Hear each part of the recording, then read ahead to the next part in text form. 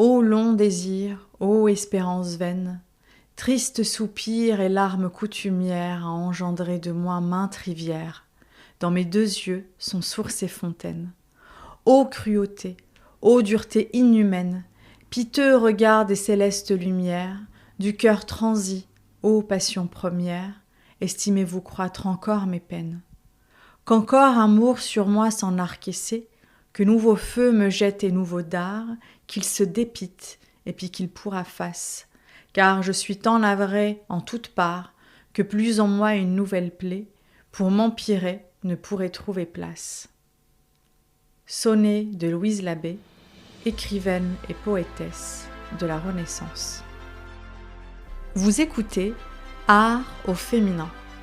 Bonjour et bienvenue, je suis Algia, créatrice de ce podcast, et ici je vous parle de l'art et l'histoire des femmes artistes d'hier et d'aujourd'hui. Je suis comme toujours heureuse de vous retrouver pour un nouvel épisode 100% art et 100% féminin.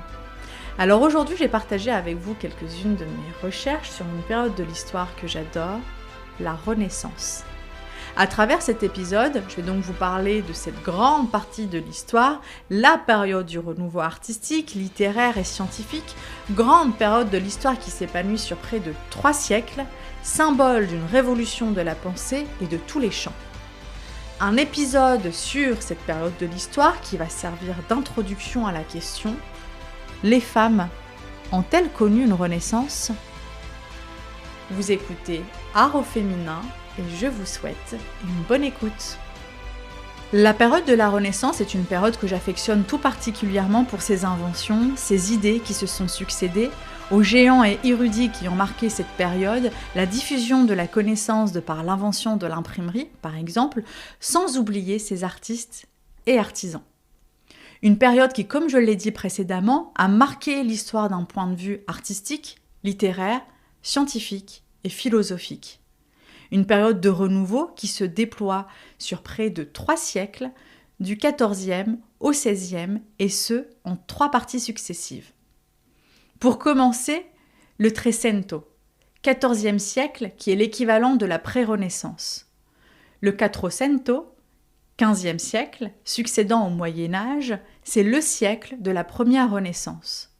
Et enfin, le Cinquecento, XVIe siècle, équivalent de la Haute Renaissance. C'est en 1550 que Giorgio Vasari, 1511-1574, peintre, architecte, historien de l'art et écrivain, qui emploie pour la première fois le mot « Renissita », Renaissance. Dans son ouvrage « Les vies des plus excellents peintres, sculpteurs et architectes », il y développe ses idées, considérées comme étant une œuvre majeure de l'histoire de l'art, en consacrant ses pages à plus de 200 artistes. On y retrouve les précurseurs, les initiateurs, ainsi que les maîtres. Et donc des architectes, des sculpteurs et des peintres. Une mine d'or, servant d'archive bien évidemment à cette période. Mais je reviendrai un peu plus tard dans l'épisode sur ce livre, car ce qui m'intéresse ici est de savoir si des femmes ont été citées dans ce livre considéré comme étant une œuvre majeure de cette partie de l'histoire. Cette grande partie de l'histoire qu'est la Renaissance trouve ses origines en Toscane, à Florence, autour de 1300, et est aujourd'hui racontée dans les livres comme étant une redécouverte humaniste, politique, philosophique et artistique de l'Antiquité, comme étant le mouvement de rupture avec le gothique, la pensée médiévale et la religion. Florence, le berceau de la Renaissance, cette ville riche de nombreux chefs-d'œuvre, inscrite aujourd'hui sur la liste du patrimoine mondial de l'UNESCO. Une ville qui, à l'âge de la Renaissance, comptait environ 100 000 habitants. Et je rêve à me dire qu'ils et elles ont toutes contribué à la genèse de cette période du renouveau. D'ailleurs, à travers plusieurs pages dans un ouvrage d'histoire de l'art aux éditions Phaidon, l'histoire commence ainsi. Dès lors, le métier d'artiste comportera une toute autre science. Il faudra savoir étudier la nature et appliquer à ses ouvrages le fruit de l'observation. Apparaît alors le carnet de croquis réunissant des esquisses de plantes ou d'animaux choisis pour leur beauté ou pour leur rareté. Ce qui jadis était l'exception va bientôt devenir la règle. Un dessin d'Antonio Pisanello, artiste originaire de l'Italie du Nord, montre qu'on en vint aussi à étudier avec amour un animal pris sur le vif. Le public commença dès lors à juger l'œuvre d'art à son habileté à reproduire la nature, à la richesse en détails séduisants. Les artistes voulurent aller plus loin. Leur maîtrise nouvelle dans la reproduction de certains détails tels que les fleurs ou les animaux ne leur suffisait plus. Ils rêvèrent d'explorer des lois de l'optique et d'acquérir une science du corps humain assez grande pour le dresser dans leurs tableaux et leurs statues comme l'avaient fait les Grecs. Dès l'instant où leurs recherches s'engagèrent dans cette direction, l'art médiéval parvint à son terme. Nous abordons la période que l'on nomme la Renaissance. Quelques pages plus tard, il est noté: l'idée d'une renaissance, d'un renouveau existait déjà en Italie à l'époque de Giotto et ne cessa de se renforcer par la suite. Quand on voulait faire l'éloge d'un poète ou d'un artiste, on disait que ses œuvres égalaient celles des anciens. C'est ainsi que Giotto avait été célébré comme ayant contribué à un véritable renouveau de l'art. On entendait par là que son œuvre était digne de celle des grands maîtres mentionnés dans les écrits des auteurs grecs et romains. Les Italiens n'avaient pas oublié que dans un lointain passé, leur pays avait été avec Rome le centre du monde et que sa puissance et sa gloire s'étaient évanouies avec l'invasion des tribus germaniques. Dans l'esprit des Italiens, l'idée d'un renouveau était étroitement liée à celle d'une renaissance de cette grandeur romaine. Les temps écoulés entre l'âge classique, dont ils se souvenaient avec orgueil, et la renaissance qu'ils espéraient n'était à leurs yeux qu'une sorte de longue éclipse. C'est ainsi que la notion d'une renaissance entraîna l'idée que la période intermédiaire avait été un Moyen-Âge terminologique que nous employons encore aujourd'hui. C'était comme une résurrection de tout ce que l'art comporte de noblesse et de grandeur. Pour les Italiens du XIVe siècle, l'art, la science et l'érudition avaient fleuri à l'époque classique, puis avaient été quasi détruits par les barbares du Nord, et ils pensaient qu'il leur appartenait d'ouvrir une ère nouvelle en faisant revivre un glorieux passé. Ce sentiment de confiance et d'espoir n'était nulle part aussi puissant que dans la riche Florence, là, dans les premières décennies du XVe siècle.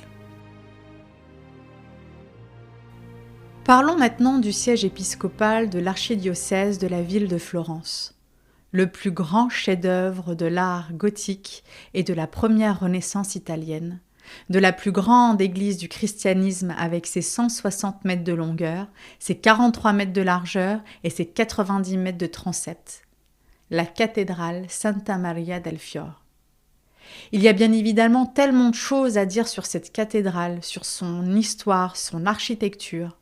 Cependant, je décide ici de m'attarder un peu sur son dôme, symbole de la Renaissance. Filippo Brunelleschi, 1377-1446. Architecte, sculpteur, peintre et orfèvre de l'école florentine, travaillait sur les chantiers de la cathédrale de Florence. Une cathédrale à la base gothique que ce dernier avait acquis la pleine maîtrise des inventions techniques propres à ce style. Mais seulement voilà, les Florentins désiraient voir leur cathédrale couronnée d'une grande coupole, un vœu que seul Brunelleschi pouvait réaliser, ce qui fait de lui le créateur de l'architecture renaissante. D'ailleurs, nous lui devons aussi la perspective. Il y a bien sûr tellement de choses à dire sur cette période de l'histoire qu'est la Renaissance. 3 siècles, 3 grandes parties successives. Bien sûr qu'un épisode ne suffirait jamais à tout résumer, ou alors il faudrait créer un tout autre podcast qui parlerait que de ça. Car matière il y a. Néanmoins, je peux que vous inviter à consulter des livres et visionner des documentaires pour vous enrichir davantage sur cette période. Toutefois, il serait faux de croire que cette étude de l'art grec et romain a été la cause de la Renaissance. Ce serait plutôt l'inverse. C'est parce que les artistes aspiraient à une renaissance des arts qu'ils se sont tournés vers la nature, vers les sciences et l'étude des vestiges de l'Antiquité, à la recherche des moyens propres leur permettant d'atteindre leur but. Les artistes de cette époque désirant exploiter leurs capacités sont nombreux. On compte parmi eux Michel-Ange, Raphaël, Léonard de Vinci, Fra Filippo Lippi, Fra Angelico, Botticelli, Titien, et j'en passe. Des artistes que nous n'avons plus besoin de présenter aujourd'hui. Les découvertes de ces différents artistes avaient bien évidemment éveillé des échos dans l'Europe entière. L'idée que l'art n'était pas limité, ainsi que l'idée que l'art pouvait réfléchir. Un esprit d'aventure permettant ainsi aux plus grands maîtres de l'Europe entière de dissimuler des messages subliminaux, des mythes et des vérités historiques dans leurs œuvres. Des œuvres qui ont beaucoup à raconter, des œuvres qui passionnent et qui déchaînent les foules d'aujourd'hui. Mais attendez un instant.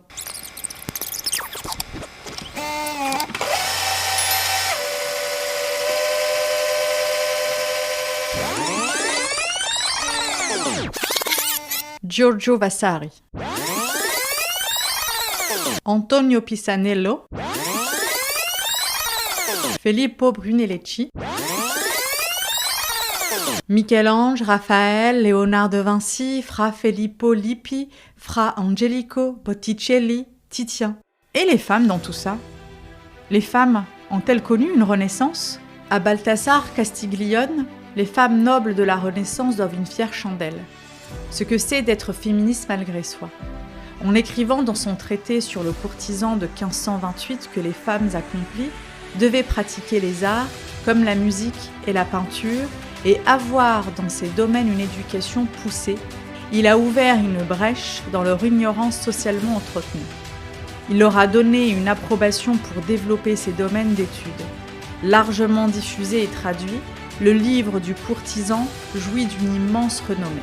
Un champ du savoir s'offre ainsi aux femmes nobles, d'autant plus que la peinture, à l'époque, est devenue matière de haute culture. Parker et Pollock remarquent que certaines femmes artistes parmi les plus reconnues à la Renaissance venaient du milieu de la noblesse. C'est la conséquence de quelques lignes dans un traité, quelques lignes qui ont changé la donne. Le climat de la Renaissance est à la régression pour la plupart des femmes, et pas seulement à cause du bûcher de sorcières qui s'épanouissent à cette période. Au cours du Moyen-Âge, bon nombre de professions qui leur appartenaient en propre, comme le brassage de la bière, la fabrication du pain, le tissage, passent aux mains des hommes. On peut en dire autant de la médecine, de l'obstétrique et de la pharmacie. Dès le XIIIe siècle, en France, les hommes confisquent aux femmes les professions médicales. Dans le cadre d'une économie domestique, les femmes pouvaient combiner le traditionnel sevrage du ménage et des enfants avec l'exercice de leur profession. La naissance du capitalisme leur est défavorable. Avec l'apparition de ce que Marx appelle les manufactures, c'est terminé. Les femmes ne peuvent plus diriger les secteurs de la production qui étaient encore leur apanage et qui sont désormais délocalisés. Passage de l'ouvrage Histoire de l'art d'un nouveau genre de Anne Larue, avec la participation de Magali Nachteglael, édition Max Millet. Une femme a-t-elle une marge de manœuvre dans sa vie quotidienne et dans les grandes étapes rituelles du mariage, de la maternité, du veuvage ou de l'héritage? Écrit-elle ou parle-t-elle sur elle, sur les autres femmes, sur les hommes? Que signifie travailler pour une femme à la Renaissance, avoir des revenus? Peut-elle faire valoir ses droits? Porte-t-elle les armes? Commande-t-elle? Et si oui, qui? À qui obéit-elle? Peut-on déceler un rapport particulier à toutes les formes d'amour filial, maternel, amour d'un ou plusieurs hommes, amour du prochain, amour de Dieu? Autant de questions que se pose Sylvie Leclèche dans son livre Femmes de la Renaissance. Elles ont lutté pour leur liberté aux éditions Talendier. Ici, l'autrice spécialiste du XVIe siècle français explore le destin de 15 femmes, pour certaines jamais étudiées, issues de toutes les couches de la société. Elle nous éclaire sur la vie précieuse, mouvementée et intime des femmes de la Renaissance. La Renaissance que l'histoire nous raconte est une période de l'histoire qui permet l'interprétation, l'ouverture au monde, le progrès scientifique, artistique et remet en cause beaucoup de certitudes. Une redécouverte dont tous les penseurs de cette période de l'histoire vont se nourrir. Une redécouverte qui va porter un nouveau regard sur la femme, mais malheureusement, pas celui auquel on s'attendait. Bien au contraire, le pouvoir, le droit des femmes s'atténue, et le Code Napoléon, avec son Code civil instauré le 21 mars 1804, qui, par la consécration du droit du pater familial, réduit les libertés féminines. Les femmes, en France, sont restées sous le joug du Code civil jusqu'à une époque bien récente. c'est que depuis 1965 que l'époux n'a plus à s'opposer à ce que son épouse exerce une activité professionnelle, par exemple. Et c'est seulement en 1970 qu'un des derniers grands vestiges du Code Napoléon a été aboli. L'autorité du père sur la famille a été remplacée par l'autorité des 2 parents.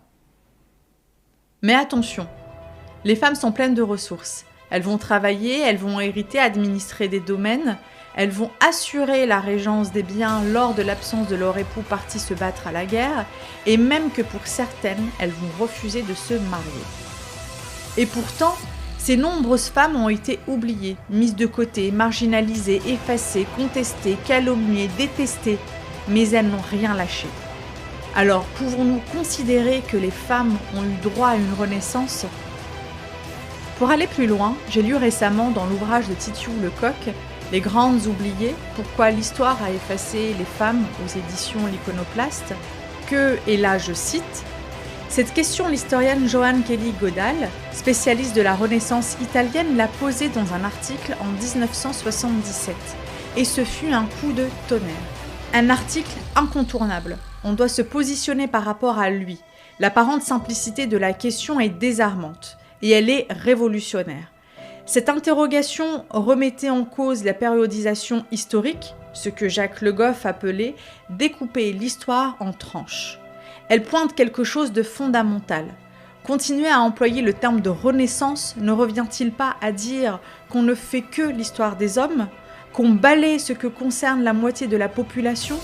C'est pour cette raison que de plus en plus d'historiennes abandonnent le terme de renaissance et préfèrent parler de première modernité.